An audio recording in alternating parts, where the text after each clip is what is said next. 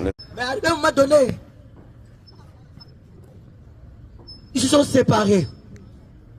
L'amour des hommes est limité. Mais l'amour de Dieu est éternel. L'amour de Dieu est éternel. Une personne peut t'aimer parce que tu as de l'argent. Une personne peut t'aimer parce que tu es gentil. Mais le jour où ta gentillesse prend fin, il ne va plus t'aimer. Une personne peut t'aimer parce que tu es bon. Le jour où tu arrêtes, il ne va plus t'aimer. Une personne peut t'aimer parce que tu es bon ou belle.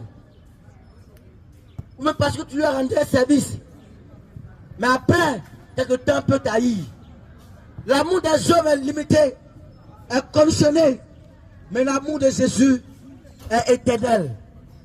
Là où tu es assis, Jésus t'aime d'un amour indescriptible. Jésus t'aime d'un amour illimité. Malgré tes péchés, il t'aime. La Bible déclare, Dieu pousse son amour envers nous. En ce que lorsque nous tuons encore des pécheurs, c'est pendant que tu étais dans la masturbation que Jésus-Christ est mort à la croix. C'est pendant que tu étais dans le mensonge ou dans le vol que Jésus-Christ a payé le prix. Ça va aller. Il pouvait attendre quand tu as voulu arranger ta vie.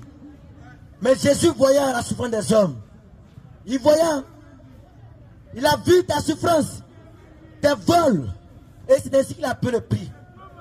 La Bible déclare, dans le livre de Jean chapitre verset 16, il dit quand Dieu a tant aimé le monde, qui a donné son Fils unique, afin que quiconque croit en lui ne périsse point, mais qu'il ait la vie éternelle.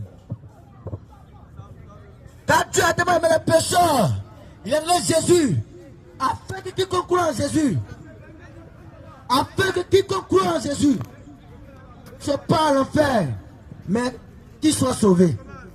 Quand Dieu a tellement aimé les masturbateurs, les homosexuels, les voleurs, les adultères, les tricheurs, il a donné Jésus, afin que quiconque croit en Jésus ne soit pas dans les lacs de feu, ne soit pas à l'enfer, mais soit sauvé.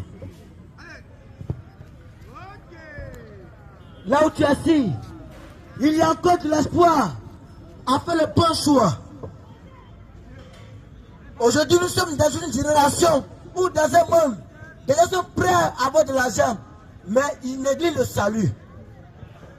Nous sommes dans une génération, ils sont prêts, des heures, oui, à aborder des sujets. Comment faire pour avoir l'argent? Comment faire pour que